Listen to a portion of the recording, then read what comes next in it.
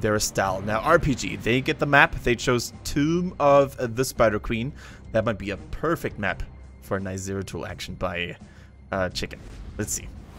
Yeah. So we do have some predictions. Wow, some RPG scoring. Look at that. Yeah, both teams actually 100%, Yeah. but RPG 7-0 as opposed to the 1-0. We do have, just quickly, we are now godlike. What a nice guy. I think that's a lyric reference, if I'm not mistaken, but not so sure. World's most awesome Muradin god. These are all good. These are all good. But I quite like what a nice guy. Just like that guy, really a wang. Really a wang, isn't he? We can probably get away with that. Eventually, we're gonna have that as a fixed term in the Heroes of the Storm caster lingo. we are committed to it now. We're committed. For now, though, welcome to the Tomb of the Spider Queen draft, game number 2, and we are going to see the first ban going over to KT. Going over to KT, and they're like, we just saw what Wang was capable of doing on the Muradin. We don't even want to experience his stitches, right? Which is normally his main go-to. So they once again ban out the stitches. And RPG now. I think there might be a higher priority on banning stuff like Genji or Malthael. Abathur traditionally doesn't really seem to make it into Tomb of the Spider Queens too much because it's fairly easy to know where he is. So the ganking might be a little bit easier. Also, let's face it, the map is just way too small for him to use his global presence. Yeah, but we still see globals on this map quite consistently, but it's usually to rotate from base after porting or dying, as opposed to rotating between the lanes. It's still cool to see. Ariel getting first pick here. A lot of the heroes who do give Ariel great energy, like Valor, like Gul'dan, have exceptional value here, so that's very acceptable. True, definitely. Like, Ariel first pick allows you to branch out into many different paths. You can even go for a classic Gul'dan, which I would actually love to see on this map. I don't think enough teams are valuing and using the strength of Gul'dan here, which is of course exceptional wave clear, strong AoE damage, and good poking as well when it comes to denying people the pain at the pain stations here. So be it the Gul'dan, be it the Lunara going more the mage route, or be it the traditional Vala, I think all options are still available for KT. I would agree. That would be very cool to see, and also anything they can deny away from that Ariel. So what is their priority?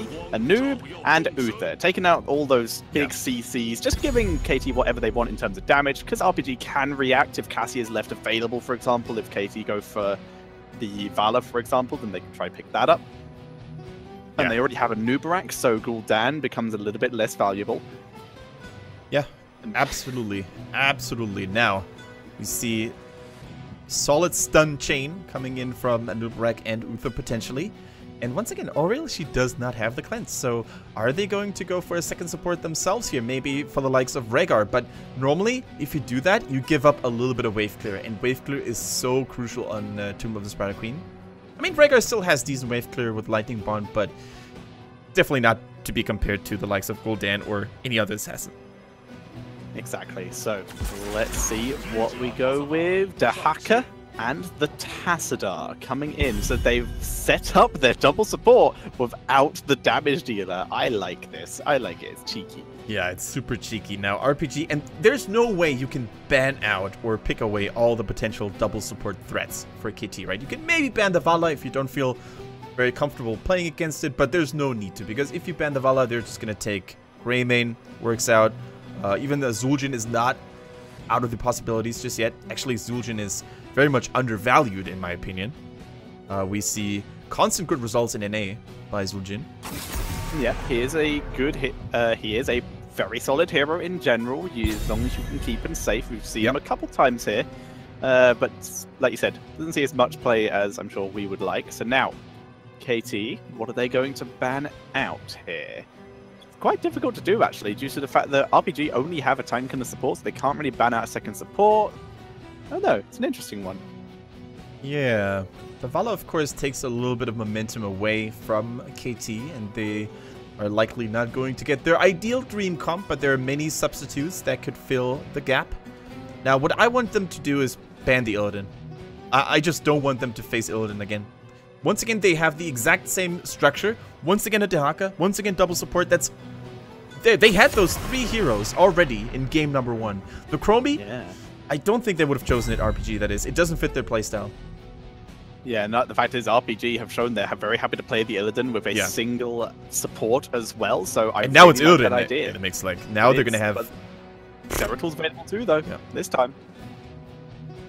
Zeratul has a little bit of more trouble against Tassadar, though, so it's very much they're gonna know where Zeratul is. It's all about the just well-placed VPs or the focus onto Ariel or whoever the assassin ends up being. So. Not sure what I prefer. Either way, I would leave the melee assassin until last pick. I would say. So I pick a second tank and a ranged here for now. Exactly, and the reason why you want to leave the melee assassin pick for last pick here is there's no way KT is going to pick a melee assassin themselves, right? Dahaka solo tank, that's something we very, very, very rarely see. And of course, the double support also takes away one DPS slot, so you want to have a ranged DPS and of course a secondary main tank or a secondary warrior that acts as a main tank. So what are they gonna go for? Oh, they main, and they do pick up the Zeratul. I mean, I still like it. I still do like it, despite the fact that Tassadar is a little bit better against the Zeratul. I still like it. Like short distances for the lanes to be rotated between. There is still plenty of counter combos that you can do. You can take out one of the supports anyway with a cocoon, so Zeratul is just going to town. Yeah, like we said, the Zeratul is still a really solid hero, and it's definitely Chicken's favorite hero. Yeah. It's cool to see, and that tongue is monumentally creepy. But either way, I do like to pick up as well. It puts a lot of pressure onto Ariel and really limits the assassin options of KT. The ideal assassin, I think, for KT right now would be Cassia. Great against the great against the Grey main. If you're moving when Illidan goes in on you, you are a little bit more sustained against his combo strike. But no, they go with the Lunara because they needed energy. But Cassia gives energy anyway. I disagree with the Lunara pick. Yeah, she's great on the map and great into the late game, but I think it was incorrect. I think they've put themselves a little bit of a vulnerability issue here.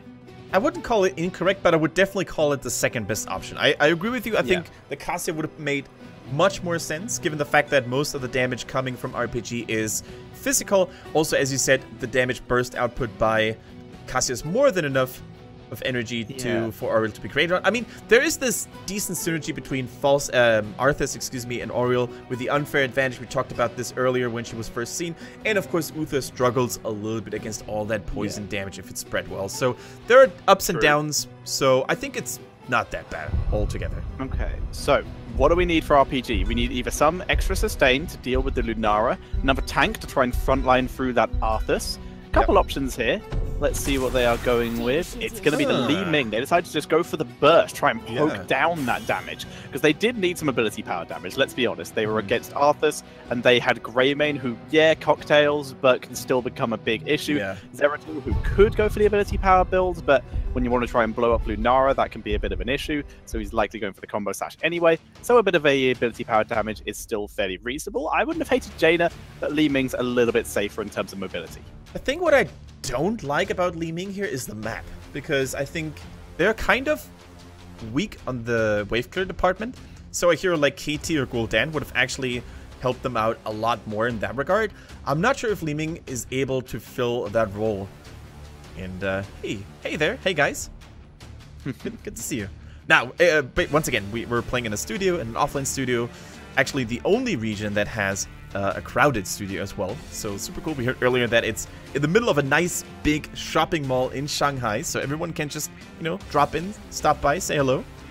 Really cool. Yeah, really cool. And apparently there seem to be a lot of gamer girls in China. Like, whenever we take a look at the crowd here, there's an exceptionally high percentage of female viewers, which I find particularly awesome.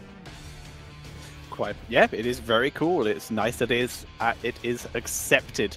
It is not as stigmatized as it is in some countries, but we all band together with our love for gaming. Brings people together. Yeah. For now, though, we are waiting for the beginning of our game number 2. Can KT even up the score?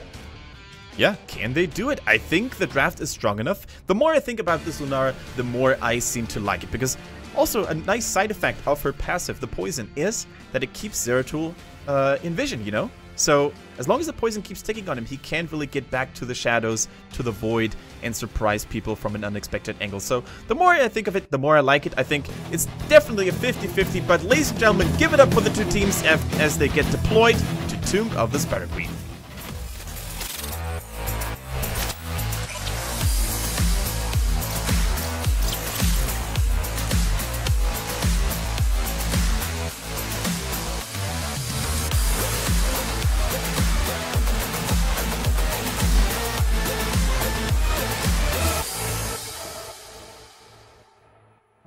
Alright, and ladies and gentlemen, welcome to Tomb of the Spider Queen. As we are going into game number 2 of our best of 2 series. A tie is worth 1-1, a 2-0 is worth 3 points. Whereas we have Chicken on the Zeratul, Wang on the Anubarak, Star on the Uther Infinity, on the Li Ming, and Loktar on the Greymane, and that is RPG. Their opponents here, KT, they need to even the odds here. They need to even the score if they want to take points home. We have T-Die on the Oriole, Neptune on Zdahaka, Fury on the Tassar, Seeing on the Lunara, and Butcher, the main tank on Arthur's.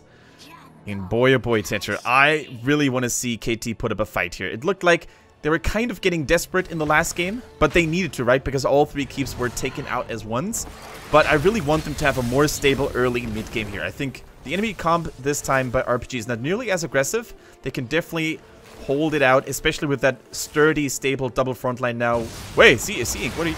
Okay. Whew, that was close. When Lunara is in front of Dahaka and Arthas, you know that she might be out of position. True, indeed, but we also saw Zeratul very close. Zeratul is going for an ability power build here, and I like it. Another cleave build. Against this kind of composition, I like it. You can jump in, you're kind of forcing Lunara, if she wants to keep herself safe, to take the greatest spell shield, which, let's be honest, it's a really good ability in general, but you just want to keep that pressure on and give yourself another chance to try and blow up that Arthas. Yes. Yeah, I do not hate it, especially Chicken made it work last week. In Korea over there, I think Rich... tried it the other day, ended up losing because of it, but it was more like the enemy team just drafted so well around the Zeratul beforehand that even if he had gone for a Warped Blade build, it wouldn't have changed a bit. Now, a lot of damage coming in from Infinity here on the Li Ming. Arcane Orb on point. Gotta say, I love that Li Ming skin, by the way.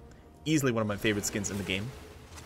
Skin game is strong in this game as well, actually. Is that Ariel skin especially is one of my favorites. There we go. Really big fan of that. And of course, the camo robot Dahaka skin. How can you get better than that?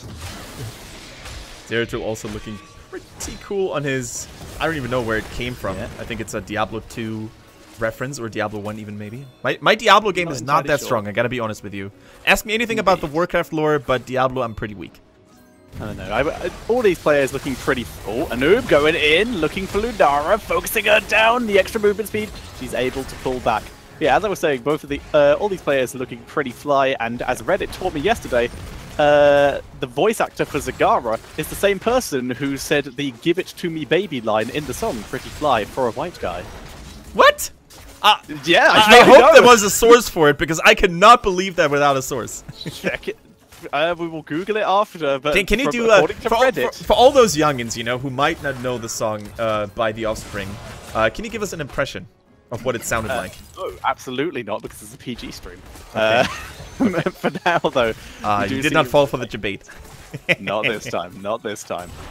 But yeah, we are seeing the continued rotations coming in from both teams, just trying to soak up as many gems as possible. Sneaky turn and attempt from Loktar, but scouted by Neptune.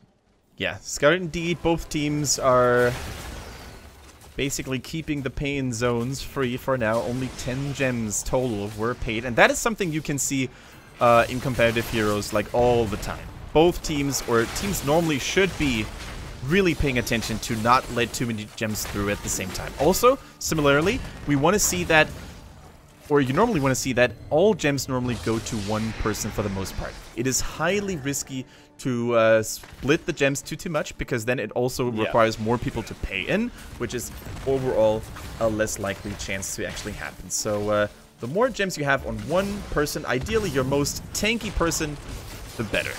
Yeah, the issue with that being, that does mean that all of your gems are directly inside the enemy team a lot of the time, due to the fact that your tank is the person who engages for you. So you get a little bit of a risk versus reward trick. Do you put it on the tankiest person, they get the person hopefully least likely to die, but in the riskiest position? Or do you put it on someone who is squishier, potentially more gankable, but is going to be in the backline when it comes to team fights, so less likely to drop down and lose those gems? I cannot believe that you just told me this Zagara, The Offspring story, by the way. Now, whenever I hear the Zagara voice, or even just the announcer voice here in Tomb of the Spider Queen, because even that sounds similar, all I hear in my head is Reddit is saying it's true. The chat is saying it's true. Oh my god, it's confirmed. Nikki Futterman. Yeah, it is true. Twitch chat always knows. Li Ming getting taken down. Apparently, someone else said that Alarak is Q from Star Trek. I have not confirmed that. No, one, I can confirm that right away. John Delancey is the Q from Star Trek. I can confirm that. Very cool.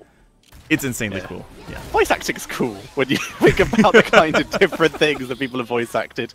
So that's super cool to see. Seeing a nice little clear up here. In the meantime, though, KT got the first turn in. They are now going to push alongside the Web Weavers. And the first Web Weaver wave, especially if you get it around level 6, 7, or 8, is so crucial because then there won't be a lot of... Oh, that was close, dude. But normally there won't be a lot of wave clear available, or you can actually get a couple of towers in. That's going to give you closer, or get you closer to level 10. So really, really solid. This is where KT can really snowball ahead of their opponents. Seeing the poke coming in from Infinity, dropping down. Oh my god, the chat is just full of voice acting facts now. It's so cool. As Infinity just trying to poke down the Web Weavers from the extra range. Seeing careful once again in front of the Arthas. That's not where you're supposed to be at. Yeah, but he's in a little bit of a safer position. Arthas can rotate in if Wang decided to dive in. We're seeing Wang actually wrapping around, looking for his opportunity, gets the knock up on Lunar, but no one else was in position to follow up if he had gone in for the jump. And pay close attention to Oriel's energy meter, by the way. It's always full because C-Inc plays so aggressively, spreading his poison to multiple enemies at the same time. Look at that bar. It's just filling up. Even if you just poison the minions, it's so much damage over time next to her normal auto attack damage that Oriel is just having a good time, man. Getting those energy bars back to back.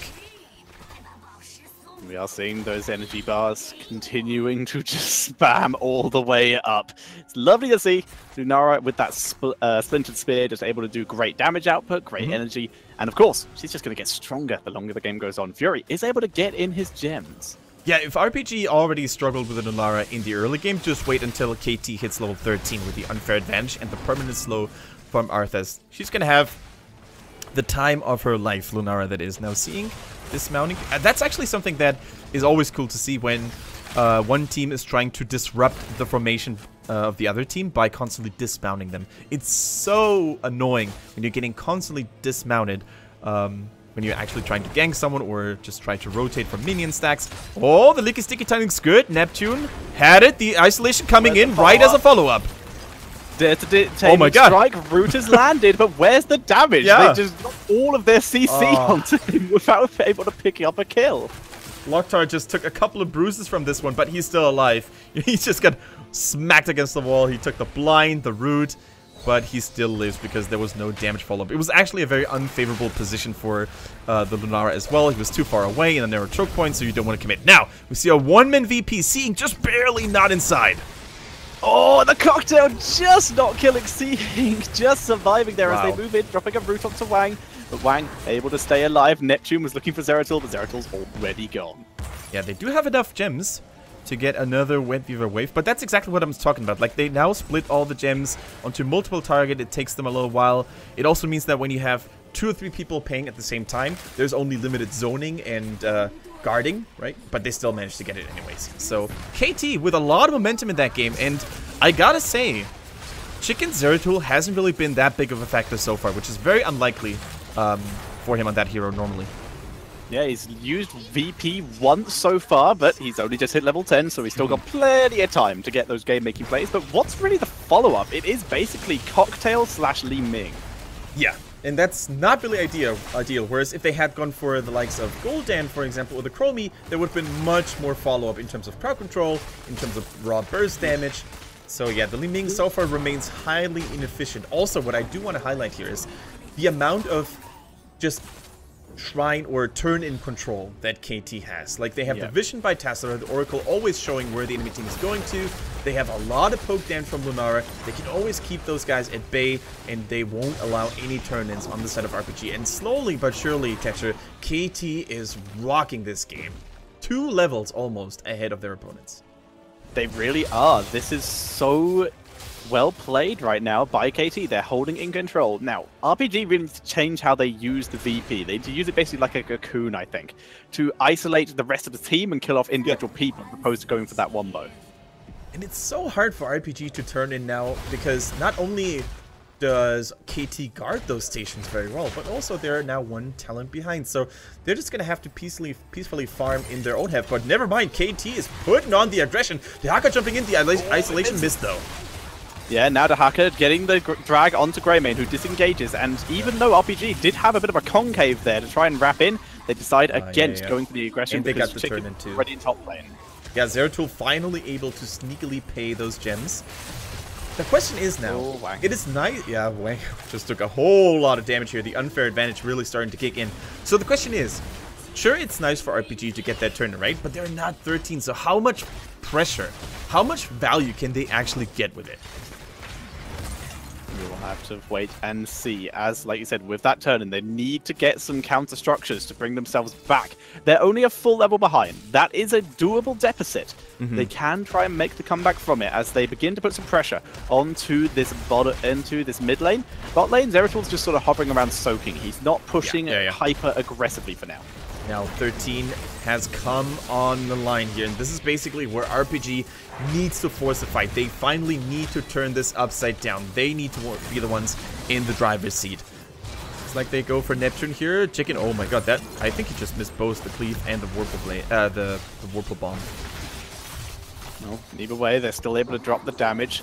Clearing up this bottom fort, a nice burrow out there by Wang, keeping himself alive as well. So they're able to take down one fort with this Web Weaver wave. They're still behind, but their XP's creeping up a little bit. They're no longer... This is fine. They've not got as much as I'm sure they would like, but they've also not lost anything particular. Nice dodge by Infinity.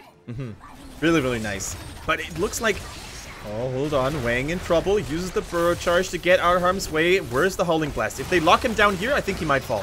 Nope. Divine Shield having to be used there. He thinks about turning around, decides against it. Still hovering around the area though. He still has Cocoon. VP still available. Chicken not getting caught by that drag. I gotta say, Wang is exceptionally hesitant when it comes to casting Cocoon. Like, if he had cast Cocoon there, I think they could have saved themselves from using the Divine Shield, which is... Yeah, that was a fancy dodge here. Yeah, he just teleported out of the damage of the leaping strike. Yeah, I don't think I've ever seen that. KT, we're seeing Butcher in a little bit of danger, but he's Arthur, so he turns around, roots onto Wang. Wang getting focused. No Divine Shield available for you this time. The Tamer striking to the wall, but he's still tanking through. Whoa, Lunara! And Lunara makes it over the down. The VP used perfectly to isolate Lunara so that she was on her own with no help. Butcher coming in, Wang getting dropped low because the healing from Uther keeping him alive. The 3-man knock-up from Anubra giving them a chance to flee, but Locktar is low. Wang is low. This is very much an escape. They turn it around. They are trying to turn it around. Saar is dropped down. He can now heal his team up so much. Are they going to be able to turn around and pick up some kills here? Yeah, that was insane. Lunara's damage continued to tick even while she was dead. The Crystal Aegis was good. Butcher is now in trouble, though. He has no more ghouls left to heal himself. The Zeratul Cleave was good, dropping great damage onto T-Die. Cocktail nearly finishing him off. They need to be careful of the Web Weaver wave as they pass through it here. 27 Butcher gems. Dropping low. Can they finish him? Yes, they kill off Butcher. Now they're looking for Fury. He dimensional shifts. T-Die not hit by the Web Weaver wave, and they are able to push through, but now Lunara's back. Locktar focused down. Can he survive? He's rolling backwards, but we're seeing doing crazy damage, but he's bit off way more than he can chew. But the good drag onto Zeratul. Chicken will still survive, though. Wow, Seeing going full aggression mode, but I think it was a calculated risk he wanted to take. He just wanted to finally get rid of RPG. He wanted to really force them back, taking his own death into account. It was exceptionally ballsy, but I think it paid off in the end because RPG's attack had been shut down. They are now 16 themselves. But I gotta say, overall, Seeing on those leaping strikes, he needs to be way more careful. Because in the previous team fight, what happened was he leaped over a target, but there was no more space left to land behind. So instead of just squeezing him into the wall and the hero, he leaped over the wall because the game needs to create more space for a hero to land in. So he leaped over the wall right into the open and warm hands of RPG, and together they focused him down, winning the team fight. But that was so crazy still. That was the visual visualization. Good job, Rain. That was the visualization of the meme of, and it was at this moment that he knew. I'm not going to finish that because it's on the MPG stream. As we do see RPG continue to rotate around. The chat knows what I mean. RPG rotating around. They've evened up the XP count. They're looking a lot more solid now. They have all their heroics available. Yeah, and this game just became a lot more even here. Similar, almost similar in XP. All keeps are standing still. No more keeps, no more forts left alive here except for one in that top lane. And both teams are really struggling and fighting over the turn-in control here. Neptune, though, on the Dagger. He's going to be the main gem holder for KT. I think he had 37, 39. Yep, and he just turned in a bunch of them. He can still pay, though. Oh. It is 36 to 54 gems. Only Whoa. 6 needed. Nice disintegrate. Basically spinning for the deny there. Dropping some damage, denying Fury once again. I gotta say, that poison damage is absurd, though. Like, Sea Ink just demolished Li Ming's HP bar. And finally, oh my god, look at that damage. I mean, Anubrek has magic armor, and he has the Nerubian armor at level 1 as well. But still, the poison continues to tick because Nerubian armor only protects you for 1.5 seconds. So yeah, that's crazy. That's actually a nice way to counter Anubrek as well. Just continue to apply more poison onto him. Yeah, good. Yeah, just continue to take him down, making sure that his shield does not refresh. Careful there, Butcher getting a little bit of poke via Bat. Which is why this is my favorite skin. Just throwing small winged mammals at people is always fun. There we go. Now, Dahaka's still in the bottom lane. The bottom lane, in fact, is quite far behind. So Dahaka tries to get some more value in here. He can, of course, appear at that very right bush. There we go. Neptune, the race car. Is he going to get someone? Oh, shut down and denied by Wang. Fantastic inhale. When you knock up the Dahaka to save your team from being dragged, Wang. So you do see Chicken moving in, clearing up the web weavers here. What a nice guy. Yeah, it is from Lyric. I remember now. What a nice guy. There we go. And we can now officially claim that we have brought our casting level, or our casting game to the next level, right? Like we have, we have done it. We've done it. We have created a phrase. It's all good. Or stolen a phrase and readjusted it for our own means. It's all good. As Wang moves in, clearing up with his Impale there, nice and easy. Zeratul, very far forward, but being stealthy. Okay, and of course now RPG, they want to pay it back. They want to make KT taste their own medicine here. They want to get the wave viewers themselves. They have enough gems. However, they must absolutely not get overzealous trying to pay.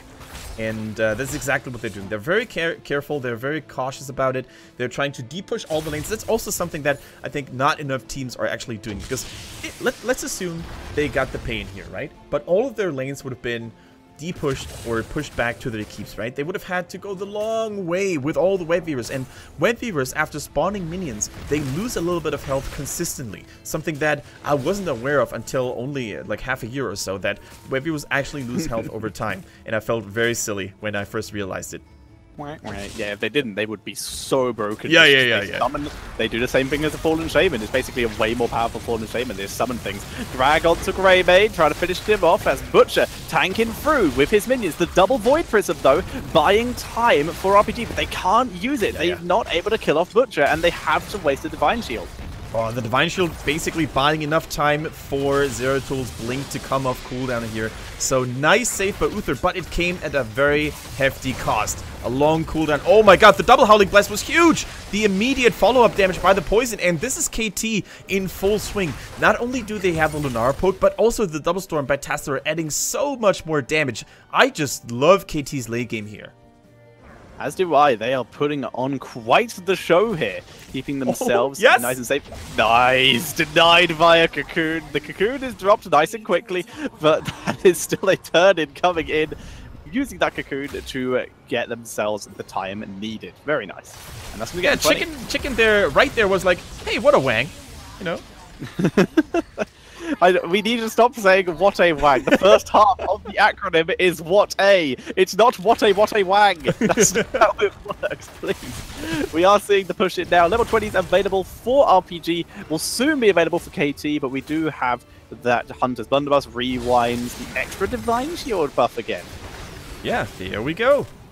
We go for the lower cooldown on the Divine Shield for the 20 here for Uther. So no redemption. This is something I only see in China. I don't think any other region has ever jumped on that bandwagon, because redemption is still pretty good. You know, getting Uther back after getting full value of his trade is just what can really keep that team fight in your favor. But for now, they have a lower cooldown on the Divine Shield. Pretty good again against all that damage that KT has, but they're putting on the pressure here. Wang going in, Lunar going in with that leaping strike, but this I don't know how this team fight is going to go, Tetra. I don't know. He drops the cocoon. The cocoon is dropped very quickly, but Zeratul, he's holding out at the side, waiting for his opportunity, waiting for his moment. Here it is. He cleans armor. it. He gets silenced, though. He can't drop the VP. He drops it, but he falls.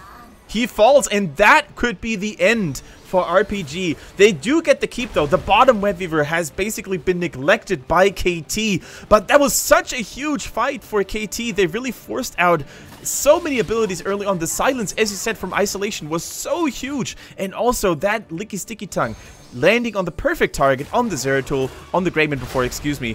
But Uther, man, the Guardian of the Ancient Kings, it was nerfed to 50 armor, but still being powerful enough to keep Greymane alive. But there's nothing they can do right now to stop that boss. And if I were KT, I would basically put all my cards into this one core rush here, or the keep rush, because after 20 minutes, that boss is pretty damn powerful. Yeah, it looks like they may have to here. The difference is they are going to be pressured on the bot lane. The Siege Giant camp being taken by RPG, so they're going to have a little bit of counter pressure, and they have the pressure in the mid lane. So Dahaka going to be kept a little bit busy, but I agree with you. This this boss should be guarded. Oh, they can do pay they have enough gems for the turning? Yes, they do. So they're going to have the web weavers Dahaka with needs to pay. assuming Dahaka turns in. Yeah, Dahaka needs to pay. He can do that right now. Keep in mind, though, Mercenaries pushing in both bottom or mid, so they need to force the decisive attack, or they need to force the result of the game right here, right now. But paying costs them so much time. The boss is already at 50%. Oh my, what? Oh, Lunara gets destroyed by the leaving combo. Cocoon is dropped, but they're being zoned by the tornado. They've won. Arthur's trying to focus him down. He drops his anti-magic shield and is able to sustain through all of that burst damage. So instead, they skip him and they move on to the backline, trying to get onto the Ariel here, but she drops the Shield of Hope, keeping everyone alive, getting dropped by Li Ming, though, who's finding the opportunities, finding those thread the needle situations to drop the damage, trying to finish off anyone to get those resets. Fury is low, the Calamity gets the kill, VP on 2, Li Ming gets another, now it's Arthur's. Dahaka's already left, but that is going to be 4 kills, and we're going to see RPG moving on for potentially a keep, potentially the core. Looks like a core. Yeah, go for the core. The core is naked here. The bottom lane had been destroyed earlier, so all they need to do is just walk in. Well, they can take a Dahaka on the go. You know, no problem here. That was basically a fake kill. I'll take a Dahaka to go, please. Yeah, one Dahaka to the doggy bag. Oh no, but KT, they lost Lunara so early. No support in the world could have pressed the Crystal Aegis in time here, because that Zeratul Li Ming combo schmombo, that was just way too much for any support to handle. And RPG, look how happy the Wang is, and I gotta say, rightfully so, because they were struggling. For the most part, I think for 75% of the game, it was KT who dominated, but in the end, just 1 second of Lunara not paying attention, and it was all gone and shattered. RPG, though, very important victory for them. They stay close to Hot Lady, who just won today over Wukong Gaming, and HGC China just continues to be a super close league with awesome teams to follow. Couldn't agree more, and we called that this series would be close, and that last game really showed it. It all came down, though, to Zeratul getting that blow up with the help of Lunara, with the help of Li Ming, onto Lunara. She just detonated. She ceased to exist very quickly. And that kill is what they snowballed off to be able to get in there. Nice use of the anti-magic shield by Arthas, but it wasn't enough. Like we said, they just skipped him. It's just like, okay, we're not killing Arthas. Let's get Lunar. Let's get Ariel, because she's going to stay around to help Arthas. Exactly. And that is the worst situation you could find yourself in as an Oriel, when you're on the retreat and you can't use Crystal Aegis, because when you use it, that's basically the death sentence for the target that gets protected. True, the target survives for a couple of seconds, but after that, since you're on the retreat in the first place, that target is going to be surrounded by mean-looking enemies, and it's just not a good spot to be in. But I'm not even sure, Tetra. I would have loved to see a replay of that last blow-up on Lunara. I'm not even sure if that was intentional, because they dove her behind the boss. And normally you don't want to do that. Normally you want to kill the boss first and then take it away from there. But they just went full risk mode, and it paid off dividends. It was just so cool, so amazing.